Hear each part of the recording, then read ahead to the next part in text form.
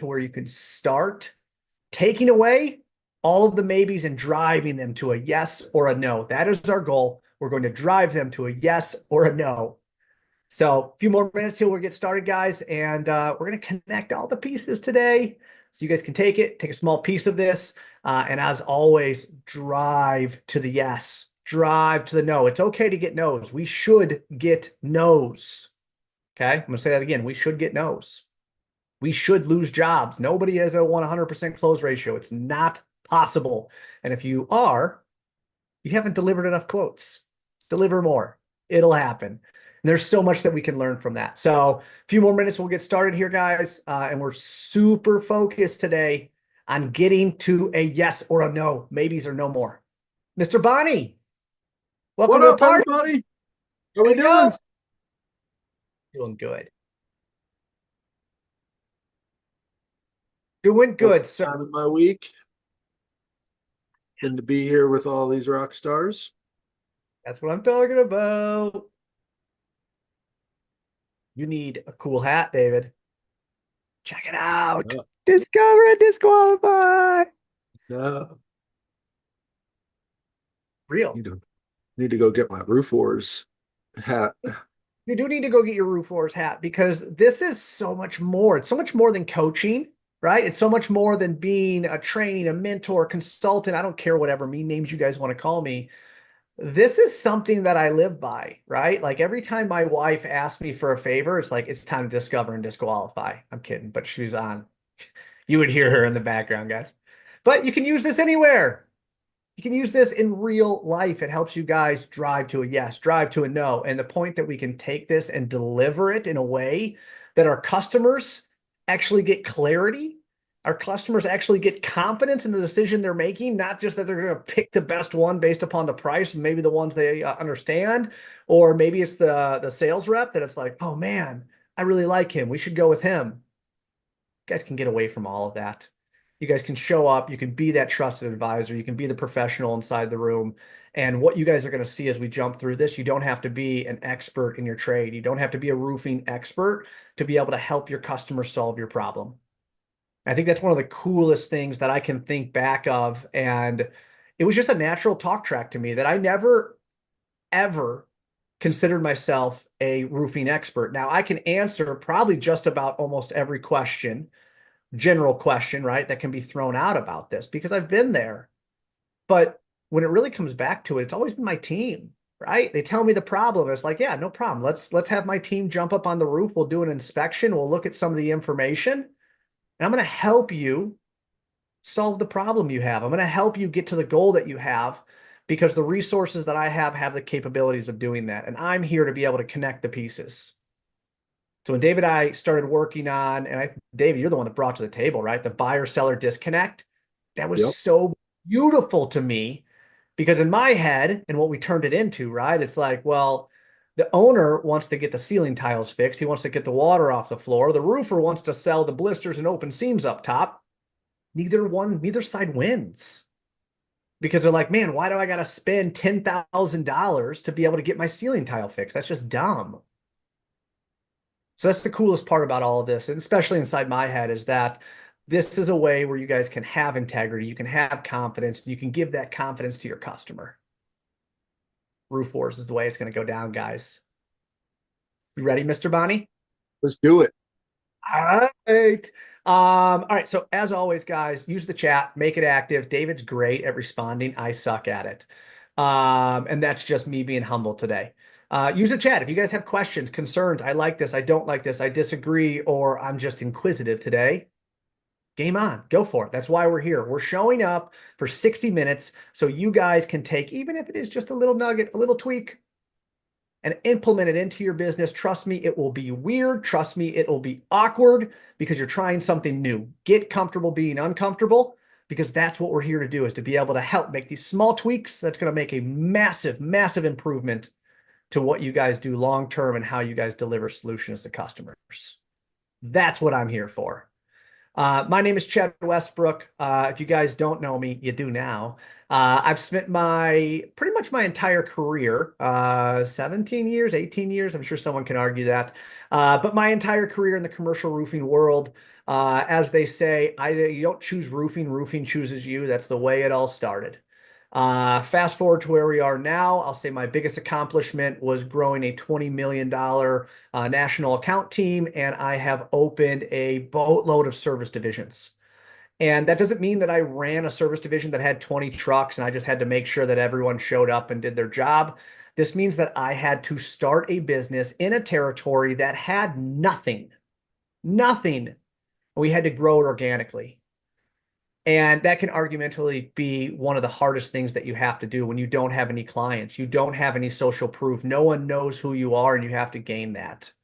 And that's what we're sharing with in Roof Wars. How do we do that? How do we become that trusted advisor that sits on the same side of the table? And this is my way of giving back to you guys. This is my way of showing you ultimately between the conjunction of David and my experience, this beautiful thing that we call Roof Wars. Scary, but beautiful. Mr. Bonnie, you want to go next? Yeah.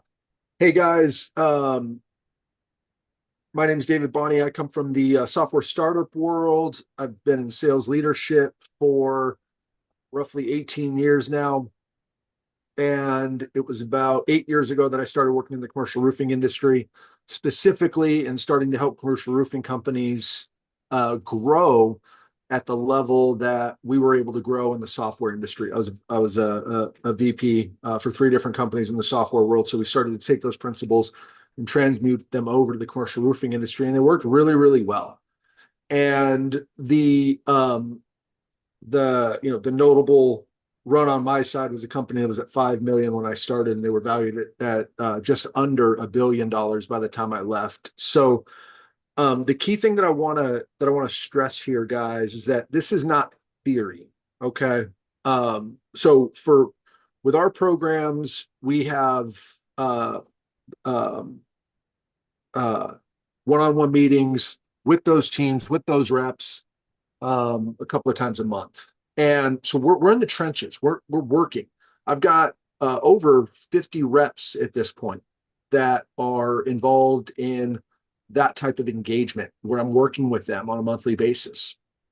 And it's through that lens that I don't believe anybody has more knowledge in the world than Chad and I do to be able to look at what's actually going on in the commercial roofing industry within the scope of sales and the performance across the 5 key areas of performance and what's working and what's not working. So you have all these people out there from a sales perspective or from a commercial roofing perspective. And I'm not throwing shade at them, guys. I'm just trying to give you guys the real concrete proof in the pudding of what it is that we do. We are in the trenches every single day, every single week, working with you guys, figuring out what's working, what's not working. We're learning from you. You're learning from us. We're learning what's working from an evolution standpoint as we evolved everything. One of the reps that I was talking to today, that red book right there is different than this blue book, which is the second book I wrote, which is different than this third book in the middle that me and Chad wrote. It's not different information. It's just evolved information. So everything that's in here is through an unbelievable amount of time that we're spending in the industry, figuring out what's working and what's not working. And if you guys don't take it and use it, you're just hurting yourself. I can't say it anymore. The reps that are using this stuff are absolutely crushing it. We have a brand new rep that has just come on with one of our companies. She's on track to hit that magical 83K in her first month, guys. Why is 83K magical? Because that makes you a 7-figure sales rep in her first month, because she came in and she listened and she started executing on things. And those of you that are implementing this stuff and seeing the fruits of it, you see it as well. Those of you that aren't implementing it, or you're only implementing it halfway, again, guys, you're only hurting yourself. This is not theory. This is the stuff that works out there. And just like Chad said, if you're executing this stuff and a little thing seems to be off, get in the chat, man. Get in the chat every single Tuesday. Talk to us. We're here for you to support you. Even if it's, hey, one of the things that we train on is maintenance, please. If you go through and say, hey, David Bonney here with Acme Roofing Company, can I please speak to maintenance? I'm And you good. get the freaking wall. I did what you said, Chad and David. I did what you said, right? Almost, guys, almost. You can't say your name and who you're with. No, you just come in and you say maintenance, please. You just Act like told. you've been there, right? So There are these things that you're going to do. You're going to go implement the things that we're telling you to go do. And you're going to think I did it how you told me to, but this is what happened. And it's through these conversations here every single Tuesday. Our strategic meetings on Monday. We're going to be launching a new another session on Thursdays that you guys will have access to after the holiday. You guys get in here and ask questions, do what we're telling you to, so you guys can make more money, so you guys can do more for the people that you care about. My rant and my tirade is now over. I do it because I love you guys. I want you guys to hear us loud and clear. Okay. I mean, you're full of power statements and you start sharing secrets. Like, it's deep. My only request is that I want a cooler avatar like you. Mine's nothing like yours. That's not What do you happening. mean? Yours looks great. Hey, I'll just Whatever. Just I say uploaded a picture and this is what it spit out. I don't know what to do. Just AI is wrong. Okay. AI is wrong. You look a lot cooler than me, and I'm not okay with it. I'm kidding. All right, guys. So here's what I'm going to tell you is that you will lose jobs. It's okay to lose jobs. You should lose jobs. There's so much that we can learn about losing jobs because typically, I'm going to assume everybody in here, if you're delivering enough proposals, you're probably losing more than you're winning. Okay. That shouldn't be a newsflash to you. So if your close ratio is above 50%, that's awesome. You're part of the 1% of the 1% who can keep that average, and you're awesome. The second part I'm going to tell you is that if you, right, are like the other 99% that are under a 50% close ratio, it means that you are losing just as much or more jobs than you're winning. Okay. Can you be above that 50%? Absolutely. But what I'm telling you is that there is a method behind all of the madness, right? We just don't have to market as sold and then have zero closure to like, oh, man, I wonder what they did. I wonder why I lost that. There's a method behind that. We call it the five fatalities, and ultimately it's the sales reaper, right? This is the fun side of it that's literally lurking around every single corner that if you guys don't ask the questions you need, if you don't create the clarity that you need inside your customers' hands, your deals are going to die. And it's going to die because of neglect. It's going to die because we didn't ask the right questions, or we didn't, I won't say care because that's not right, but we didn't do what we needed to do as a trusted advisor. We need to drive the customer to a yes or a no, help them understand we're the professional inside the room, and that's what we're going to be going through today. David said it best that this is not based upon just, hey, this is a cool idea, so we're going to create some training because it worked. I've done this for my entire career. So you talk about a $15 million local company in a single territory. You talk about a $50 million company. It was up to 70, some 72 million, something like that. They had 8 different locations. They were installing roofs all over the US. I came in with nothing and built a service division behind it using this methodology we're talking about. And when I talked about that $20 million national account division, that company is $140 million today, and that national account division is still rolling. Okay. They're still there. They're still growing that business. So when we talk about it, when I first came on board, guys, to the national side, there was no national accounts. There was nothing there. I had to create a relationship, and not just a relationship. I had to create a partnership that I was able to cover 3, 5, 700 plus buildings with one phone call. One phone call, and I had to be able to make sure that I can get a roofer out there within 48 hours. And they had to trust to be able to put all of their eggs inside one basket to know that I could do it. You want me to tell you something? Most of the time, the people that hired me, they didn't hire me because I was a roofing expert. They hired me because I understood what their problem was, what they were trying to achieve, which most of the time was never roofing. Okay. It had everything to do with their business being operational. It had everything to do with to be able to be maybe regional KPIs. I've shared some stories inside the past where my individual that I'm working with, he had KPIs that were ultimately the definition of his success on if he kept his job, on if my point of contact got a bonus. I know it sounds crazy, guys, but like these are the things that allowed me to be able to create this $20 million national account division that ultimately I was sitting next to this, to the Goliath inside the room, and I was winning these contracts. So I take that in right to the next slide that we have is David versus Goliath.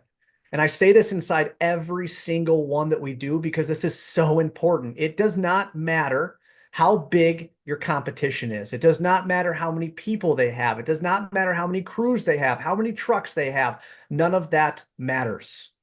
What matters is what you're able to do in solving the customer's unique problem or getting them to their goal. Social proof, size, all that may weigh in. Okay. And it may weigh in only if you're unable to be able to create the confidence in your customer's mind that you have the ability to solve their problem. Because if you understand what their problem is, it makes it a lot easier to get away from being commoditized, which means doing a scope of work that everybody else the same. Everybody's bidding the same thing. What's unique about that? Or having a client that's confused and they don't understand what the scope is. They've never been on the roof. They never want to go on the roof. So then all of a sudden they start buying something based upon the price. Well, this one's 60,000 and this one's 40,000. Which one would you go with? Both contractors seem like nice guys. If we're not doing the right thing to position our company, and I say David versus Goliath, guys, because the smaller company, here's the truth to it, it's the easier to control the experience. Think about having 100 employees that you have to get to march in the same direction. It is nearly impossible. 5, 10, 15, 20, 25. Let me tell you guys, it is a boatload easier to be able to help craft the solution, help craft the experience your customer has. Do not ever, ever downplay yourself because as a larger company that has more trucks, that has more employees, that means nothing. And I'm the proof that I've sat next to the individuals that are in suits that have basically a submittal binder proposal. And I showed up with 2 pieces of paper and I won the job. It's about solving their problems. It's about helping them get to their goals, and do not ever be downplayed by that. These next slides I'm going to go pretty quick through. There's a process that every company goes through. If it's on the service side, guys, it probably started with one guy in one truck doing the repairs themselves, and they grew. There's a process to that. David, you talked about the 7-figure sales rep, right? 84,000 and change. There is a reason behind that. That's what gets you to $1 million, right? And my definition of $1 million, okay, that does not mean sell one job. That's $1 million. And now you're $1 million sales rep. I want consistency. I want to know that you have the forecast within your book of business to sell every single week, to sell every single month, to sell every single quarter. That's how you guys get consistency. That's how you guys start scaling your book of business, because you don't have to keep hunting. We're going to help you guys get to that 7-figure side, but you got to understand what that looks like. So as we get deeper into it, we have levels, right? If you're a sales rep that you're showing up here, you start as a storm chaser. You might not be chasing the exact storms that you guys are thinking about. It's not about hail. This is about hoping that your client has a leak so you guys can quote them something to work on.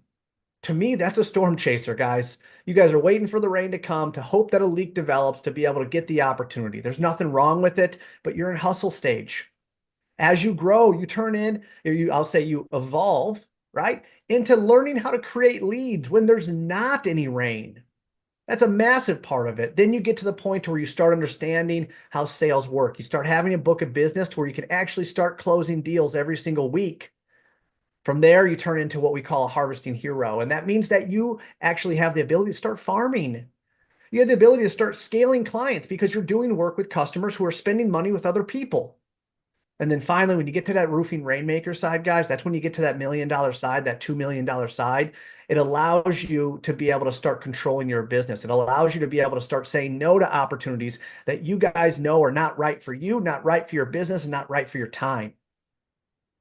That's what my goal is to be able to get you guys to that point and to be able to say, I've done it, and I've done it with individuals that started as a waiter. I've done it with individuals that started inside the staffing side, and I've done it with individuals that started a radio station ad. It makes no difference as long as you follow a process and understand that you are here to be able to solve a problem, or you are here to be able to help get your client to the goal. Those are the things that'll make it key, key, key, key. Mr. Bonnie, you want to take us into the 5 fatalities, sir? Yep. All right, guys. So the 5 fatalities are everything, because if you don't know what the 5 fatalities are, if you don't know what's going to kill your deals, then you're not actively working against those potential outcomes to prevent them. It's the same thing in life.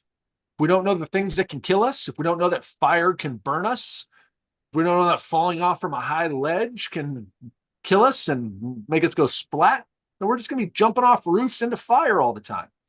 Doesn't work that way, guys. We understand the things that can kill us and we prevent that. That's how we live a long, fruitful life. Well, our deals, we need to understand what the 5 fatalities are. There aren't 100 different things killing your deals, guys. There's 5 things. That's it. We're going to run through those real quick, but I need you guys to start memorizing these. Those of you that do have these memorized, kudos for you. You know who you are. When I give you that pop quiz, you pass it with flying colors, and I love it. Those of you that don't have this memorized and you don't know what these things are and you're not actively working to prevent them. Okay. First one, most common fatality that's killing the vast majority of your deals based on all the data that we have from the application and the technology that we use is timing. And timing is a belief that it's not the right time to invest or that other priorities take precedence. This leak happens, this issue happens, they come out, they want somebody to look at it, and then another fire in the business goes off. And it's like squirrel. Now we're going to go fix this then instead of that. When they don't understand the reality and the pain that the problem is causing, and we can't put that in front of them, then they are going to get distracted by something else. And this is why you guys get ghosted so often. This is why you guys just don't ever hear from somebody again, because we didn't go through the process of figuring that stuff out like we did a few sessions ago. Like we showed you a few sessions ago and put it right in front of their face. Second fatality is competition. And usually this is internal competition, guys. This is a perceived superiority of another option, speed, pricing, or solution options. Getting my maintenance team to go fix it with Flex Seal, true story, is a hell of a lot cheaper and a hell of a lot faster than getting a brand new roofing company out here. Getting my existing roofer, who I know isn't going to show up on the day that they said they were going to show up, but they are going to show up eventually. Getting them out there is faster usually than getting a new person out there or a new company out there. These things exist, but if they're talking to you, there's probably a reason why their existing resources aren't adequate. Are we pulling that out of their minds? Are we getting that and making them clear of that so they don't fall victim to the definition of insanity, where they keep doing the same thing over and over again, expecting a different result? And if they are defeatists, if they feel like the commercial roofing industry can't do better, you're going to give them an experience that will show them they can 100% do better, and they will do better with your company and you as their trusted advisor. Next one, price.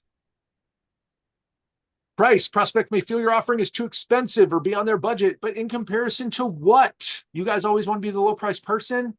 That is ridiculous. The cost of the issue is a hell of a lot more than what it costs to fix it, guys. But when we don't go through and get a hard cost and calculate what the impact of their business is from a monetary perspective, we are not price anchoring, and we are not putting the price of our services in comparison to the actual price and the actual cost of the problem. We are making that error. Stop thinking because your company isn't the low price bidder that you aren't successful. It is not their issue. It is your issue if you're not implementing, if you're not executing. And we say that with love because we want more for you. We want you to take control of all of this. Like I say all the time. Next fatality, trust. Guys, this is where it comes in. Skepticism about the salesperson or the company's credibility, how we run our process, how we show up dripping with commission funk, with quota, just stank quota BO all over us. We're just so desperate. Chad, thank you so much for taking the time. Chad, thank you for taking the time to talk to me. I mean, you're in trouble, but thank you for taking the time to help me hit my quota. Yeah. Just stinks. Stop it. Stop it. Come in as a trusted advisor. Present your company solution in a way that is going to help them understand how you're going to get them to the outcome that they actually want, which is not the ripped seam. They don't care about any of that crap. They just care that you're going to fix it right, that you're going to fix it fast, and it's going to be fit out of their hair. That's what they care about, guys. Your company's credibility, you've done it before, but they don't know about any of that. And you telling them that you've been in business for 30 years doesn't mean anything. Just because your company hasn't gone bankrupt over 30 years doesn't mean squat. The credibility comes in, have you solved other people's problems at the level that they want? All right, next one is product fit. Your offering doesn't meet their perceived needs or solve their problems. They're getting multiple bids, guys. They have other people talking to them, trying to tell them what is actually going on. So when somebody else reframes the problem and gets them centered on something else and aligns their solution to it, you're out in the cold. These are all errors that we've shown you guys how to prevent in the previous sessions. You just got to go do the work. You just got to go do it. Okay. For the 60, 65% of you guys on here, out of all the names that I see on here that are doing this every time, good. Keep getting in the chat and asking questions about the nuances of how to do this. For the 20 to 30% that's still not wrapped their arms around this and embraced it like a beautiful Labradoodle at a lake in the summertime over 4th of July with hot dogs cooking on the background. Do that. Embrace the process, guys. Love the process. Get into it. It works, for goodness sakes. All right. You're very positive today, and I appreciate that, but my energy is negative. You And know, it's not a bad thing. I'm just saying that product fit, guys, that's ultimately when they don't feel that your company has the capability to solve their problems, right? We go back into like some of the other stuff, and I'm going to be the negative side of this, right? Trust. That means that you're sketchy and they don't think that you have the capability, the people, the resources, or your company's just never done it before. I love how you explained it like that, right? You guys have just never done it before, right? Maybe you're a smaller company. You've never done this type of system before. Like trust is a big part of that. You've never done it. Are we going to risk changing our contractor to someone who hasn't done it? That's all real world. So all your stuff was good. I love the positivity coming out of you, but we have to understand that if anything David said, if you thought of a company inside your head that you're working with right now, like that's the fatality that's creeping up on this. And the one thing I'll say about timing, guys, look at your book of business. Anything that's more than 30 days old, that you don't have a committed date that your customer says, yep, we're going to make a decision by July 15th. July 23rd, or they have some type of process. Maybe it's a board meeting. Super cool with board meetings. That's when the decision is being made. Less of that. Timing is creeping on that, guys, because if the problem was big enough, wouldn't they have actually done something already? Now, if you tell me no, cool. Proof. That's awesome. Just give me the facts behind it and give me a date that the customer is going to make a decision. Because basically, I forgot the other quote, right? A goal without a date is a dream. Tie that into sales, guys. Keep dreaming that it's going to get awarded one day. Or let's hope that the leak shows up and it's bad enough that the checkbox number one gets checked. So I'm done now. all right, guys. So to bring this full circle is just what Chad said. How do we get dates? How do we get clarity? Well, we don't get maybes. Maybes are it's what's killing you guys.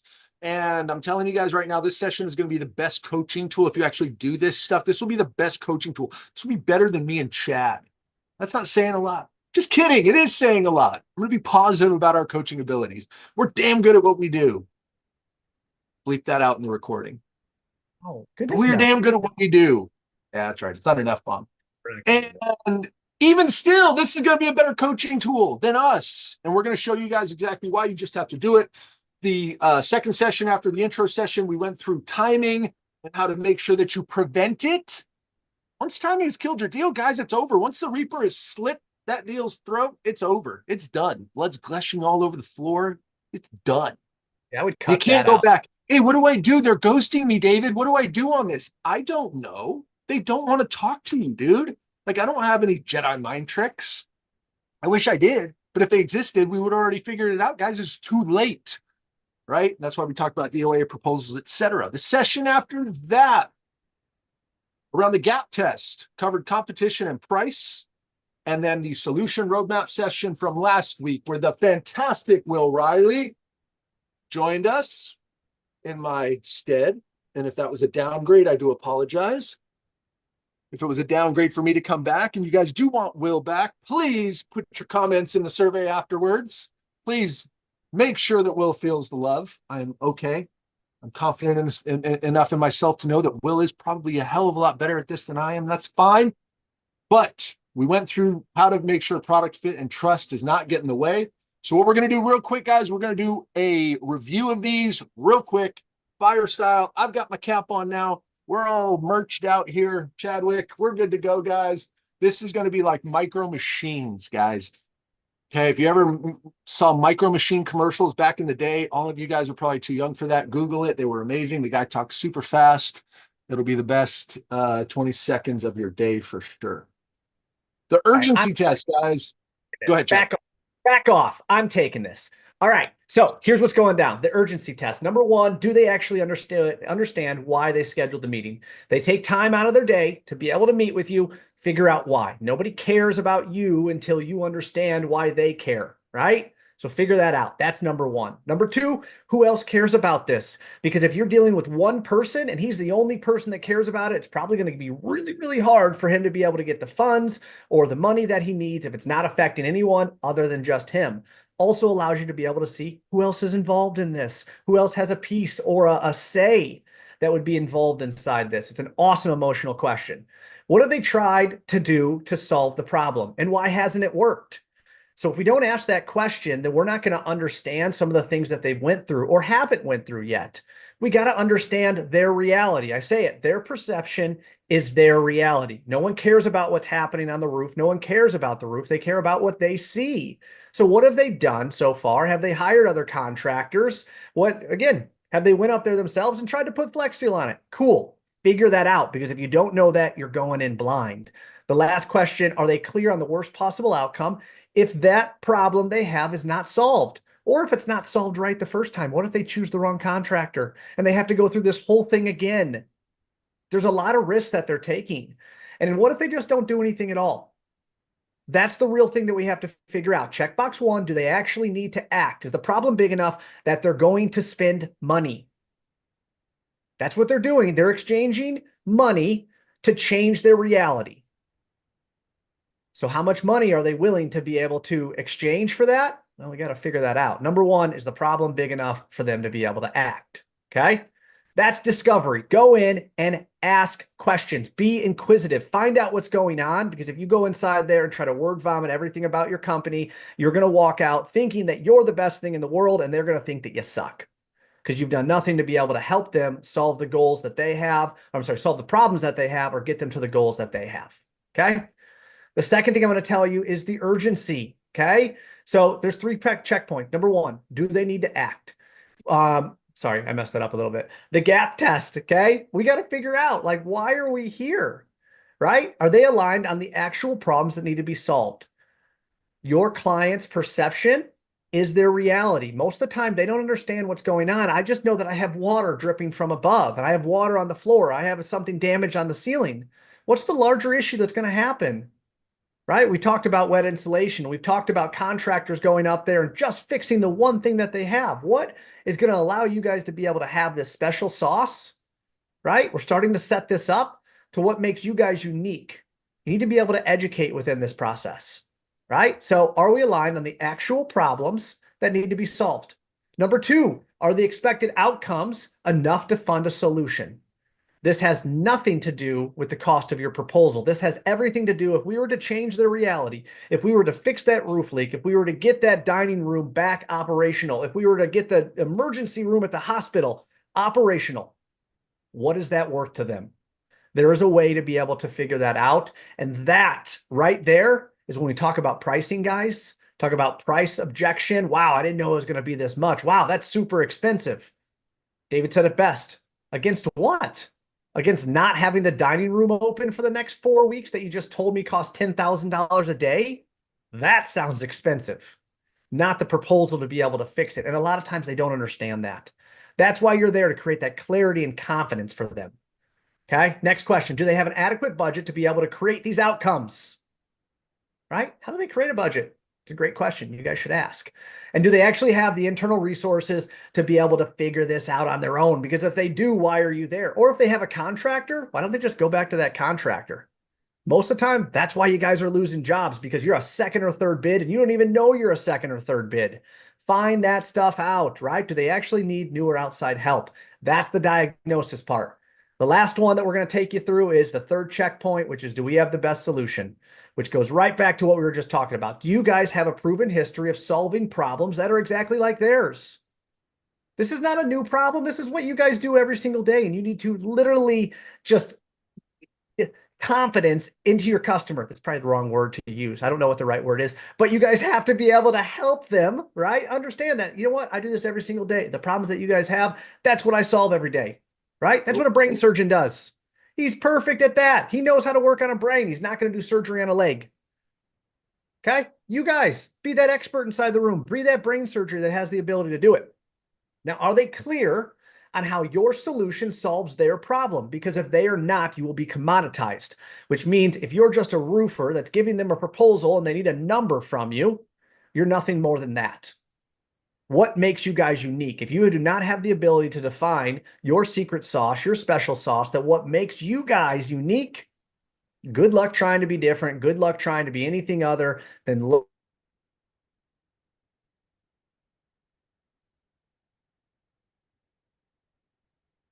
if you guys were involved inside COVID and all that stuff, there was massive delays inside production and all kinds of crazy stuff that was happening.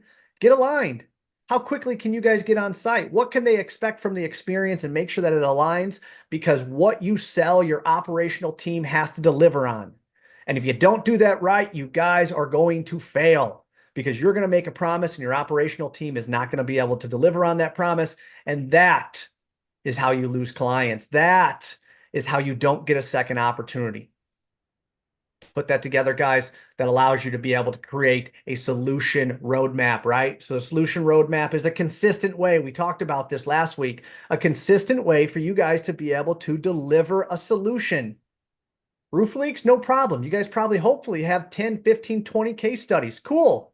Let's put that inside a consistent way where every one of your sales reps can consistently and accurately deliver the value that your customer needs and wants, because then it makes it a boatload easier for your operational team to be able to deliver on exactly what you're selling. If you're showing up and just spitting stuff out in order to be able to get them to sign the paper, you're probably going to have a boatload of misalignment when it comes to delivering what you guys are selling. So if that's hitting home, if you guys have that pain point, because there's not enough consistency in what you're actually delivering. We talk about it. Once you deliver that proposal, it is gone. The power is gone, guys. So there's 3 checkpoints. Number 1, do they need to act? Number 2, do they actually need new and outside help? And number 3, do you guys have the best solution? It's a huge, huge part to it. They have a unique problem, right? It's their problem. It's not everybody else's, it's theirs. It's unique to them. Or they have a unique goal. It's their goal. It's not anybody else's goal. How are you going to help them solve their problem? How are you going to help them get to the goal? And what's your expertise to be able to do it? That's going to drastically increase your ability to be able to win jobs. Because if not, you're going to get commoditized. You're going to lose it because of price. You're going to lose it because of timing. You're going to lose it because of the other fatalities that we just went through. You can have it back now, Mr. Bonnie. All right, guys. So, great job, Chad. Thank you. All of this leads us to what? Chad went through all of that quickly, but so thoroughly. It all drives us now to what? Giving them control. Remember, once you deliver the proposal, what? You lose all your power, guys. You lose all your power. You have the most power in the relationship or in the sales cycle right before you deliver the proposal, and it falls off a cliff after you're done. And most people, they hear these magical words. Oh, okay. Yeah, let me talk to some people and I'll get back to you. Oh, okay, cool. When do you think? Oh, I don't know. Probably sometime next week. Oh, okay. I'll follow up with you then. And then you're in follow up and checking in land. We call it the F word and the C word, guys. You don't want to be there. It's because you're allowing it to end with maybes. It's like we're in the 4th quarter with a friggin' minute left. And we're just like, nah, we're good, dude. We're not going to focus. We just kind of like let it, we tried everything, but now in the last minute, we're just going to let it all go. No, this is where we need to dig in.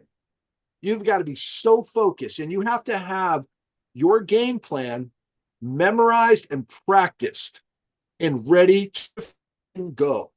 You've gone all the way through. You're done with the presentation. Okay. Hopefully you're using the Roof Wars app. Again, I know about at least half of you guys on here are using it. You've got your solution roadmaps in there. I see you guys using it. It's working beautifully. Keep doing it. For those of you on here that have access to this stuff and you're not using it, I recommend you do it now because you're losing to these other reps. I promise you they're closing so much more because they're taking people through an actual process that they've not seen before and they're differentiating themselves. And it's all on their phone, guys. It's all on your phone. This is all so easy. When you have this on your phone or when the prospect has this on their phone, you don't allow any dead space. You move directly to it. Remember, guys, silence is golden. You can use silence as a technique to get people to talk whenever you want to.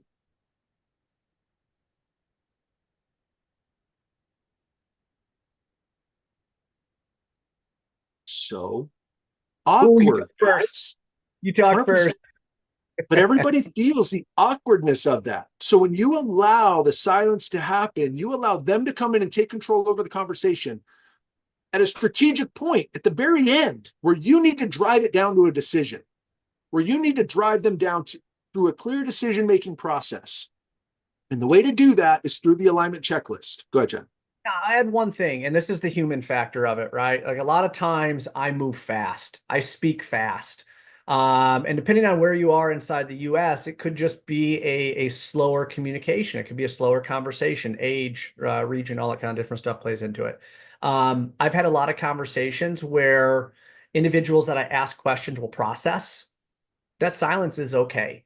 Right, David, when you're going through that, you're right. There is an awkward silence to it, but there is power inside silence. There's a massive amount of power inside silence, especially if they're processing your question because they've never been asked it before.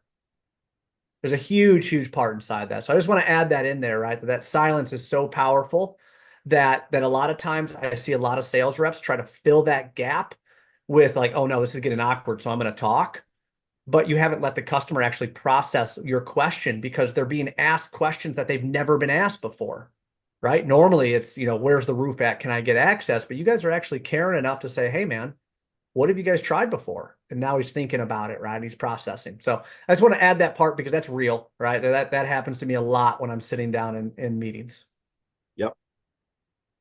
So now at this point, we've got to make sure that we don't allow that to happen. We don't want to give them time. We want to move from it. You guys have gone through and we summarized the process, right, on your long form. You've gone all the way down through, boom, boom, boom. We ask a question, Chad, are you clear on how we solve this for you? Are you clear on how we approach this? I want a yes or a no. Not an open-ended question. Are you clear on how we solve it? Yes or no? And if they give us a yes, then we can move into the alignment checklist. Not yet. So the key on this is when we're moving into this, we can now restate. Okay, we call this the confirmation close. We're confirming the things the things that we've already established strategically in the sales process. We're just going to confirm them, and we're going to lead them to say yes. This is almost like a Jedi mind trick. You lead them to answering questions that you should have already established proactively in the sales process so that you can lead them to a yes. If they were no, that's fine. That's why you're disqualifying them out earlier. But if you've gotten them to this point, you should have tied all these down. So we're going to go through this quickly. Once he says yes to the question that I just said, I'm going to say, okay, so Chad, just to confirm here, this is still an urgent priority for you guys to solve, right? Yes. Okay. And based on the resources that you guys have, you guys are going to need outside help to do this effectively still. Is that correct? Nope, not yet. Yeah. Yep. Okay, great. Now, I just want to make sure, is everyone aligned on the actual problems that are causing your current situation, your current pain still? Has your mind changed on that at all? Has not changed. Okay, bam. We click that button right there on our phones, guys. Check. Okay, are we still aligned on the expected outcomes? If these problems don't get solved, again, guys, if they don't get solved, the cost is there. It's going to cost you either way. Yes. Remember that calculation of $53,000 every 2 months when this happens and their units go down and they can't actually occupy them, or whatever the calculation was? Are we still clear on that? Because now we want to justify that up against the ROI and the price. If it's yes, boom. If it wavers, this is where you're going to hear it and you're going to be able to say, okay, On the first one, you'll hear if the problem reframe wavers. This one, you're going to hear if the ROI number that you calculated is wavering in their mind. You'll hear a pause. I think so. Oh no. Yes, I got it. Figured it out. Yes. Okay, good. Why do you think so? Let's talk about it. But if they say absolutely, yep, we're still clear, we're still aligned, great. Boom, we check that box. And then that moves us to this is an urgent priority that you have to take action on. You actually need new help. We're aligned on the problems that need to be solved, and I've clearly showed you how we solved them strategically better than anybody else. Price should not be a factor because the cost of the problem is a hell of a lot higher than the price of our solution. And we move them straight to just the next logical question.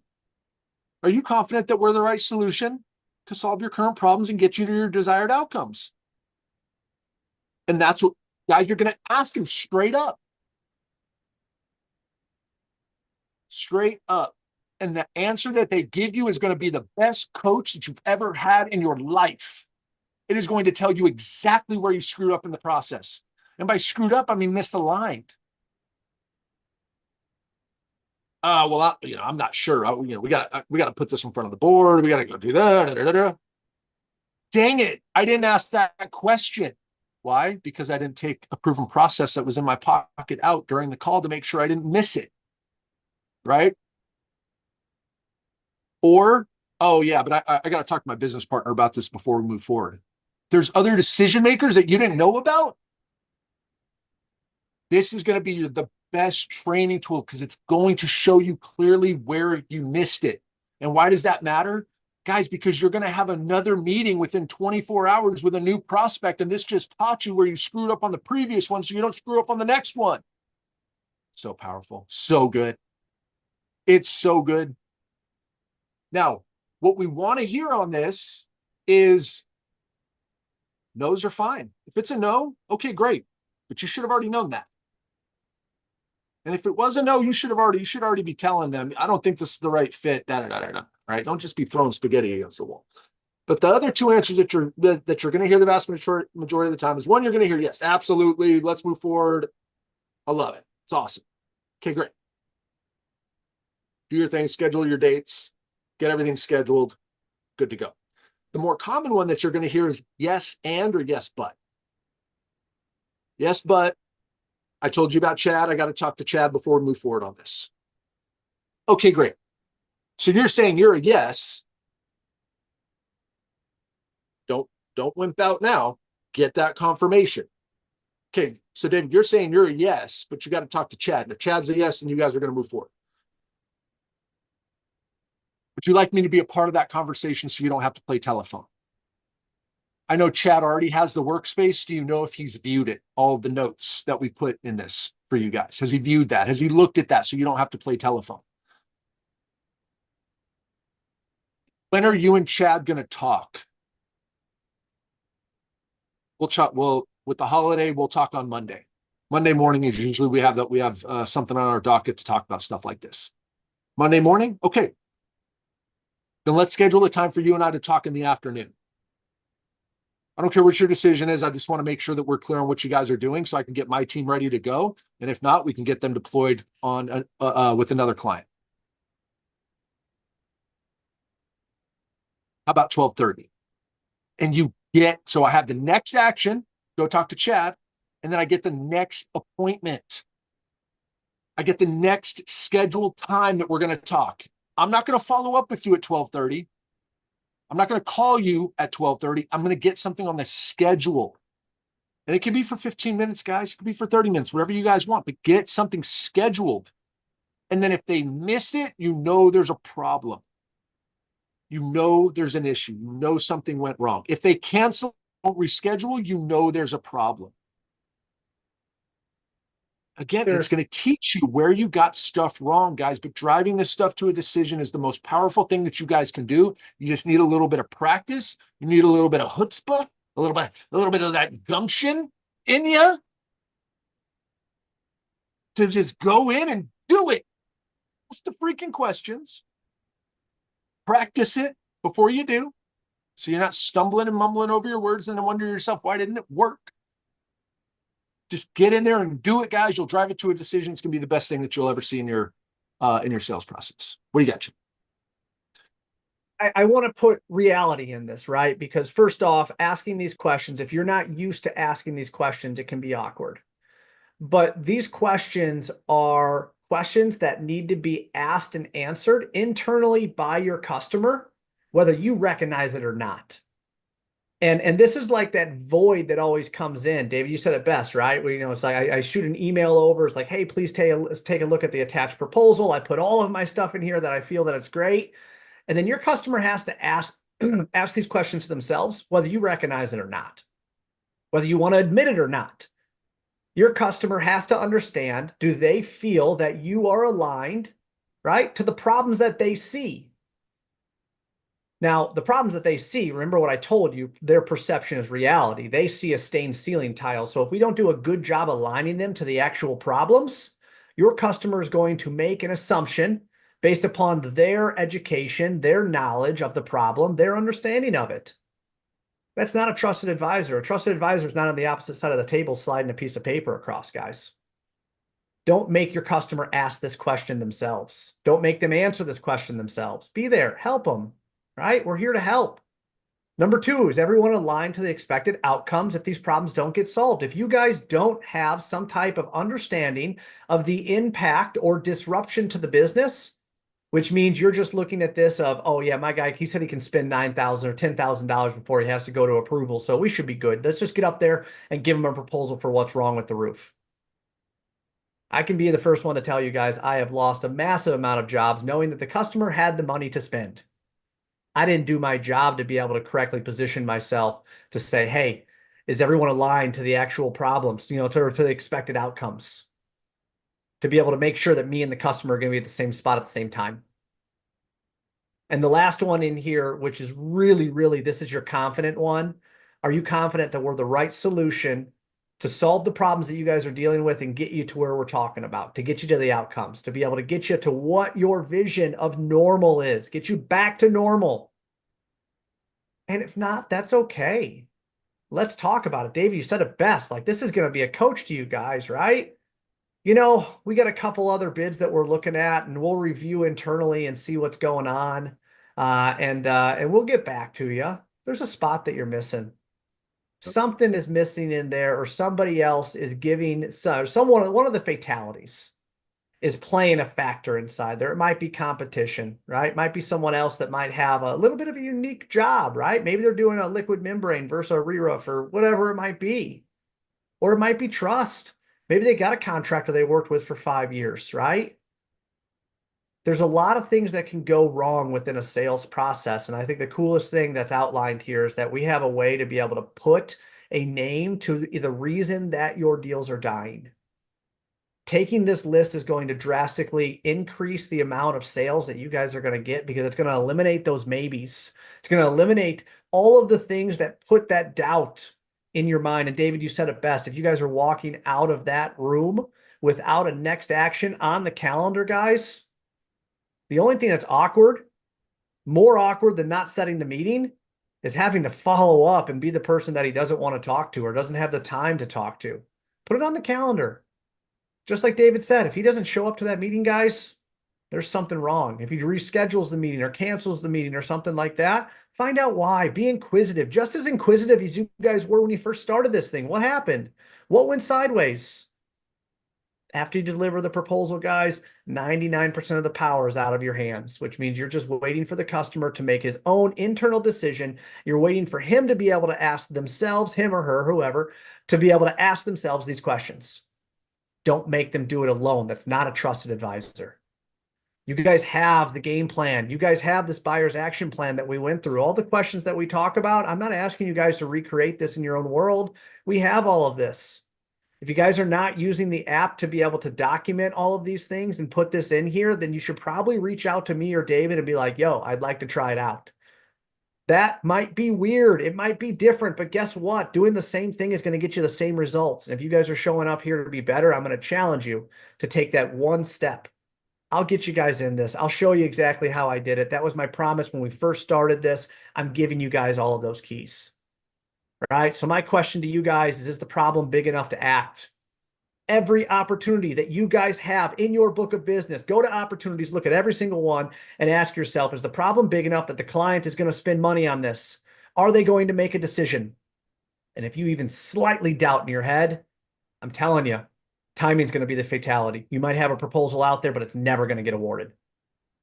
Are they actually going to choose a new vendor? Are they actually going to choose a new provider? Are they actually going to not do it themselves this time?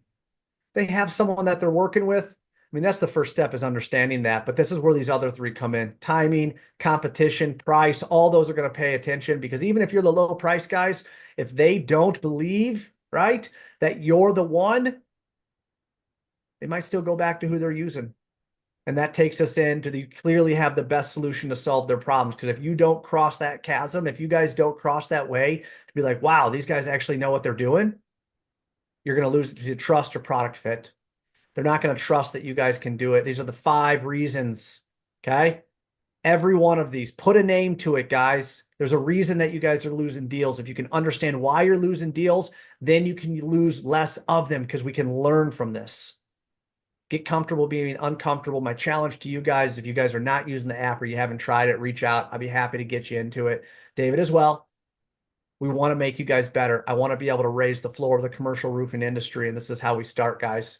Put a name to what's happening out there. Put a name to why your deals are dying, or why they're not coming through, or why your clients are not making decisions. Don't sit there and tell me that the market went soft. Don't sit there and tell me that no one's buying roofing. What you're telling me is that the problem's not big enough for them to do something about it right now. America's still got to run, guys. What's going to run on? And if you're going to be part of that, you got to fight for the greater good of your client. Mr. Bonnie, anything you want to end with, sir? Hit that last slide, baby. This is Roof Force. This is Brute Be a Force. part of it, guys. Get in there. Fight for the Beat the greatest Reaper. part. Beat the Reaper. That's what we got. All right, guys. Have a good one. See ya. See ya. Have a good 4th. Yeah, have a great 4th.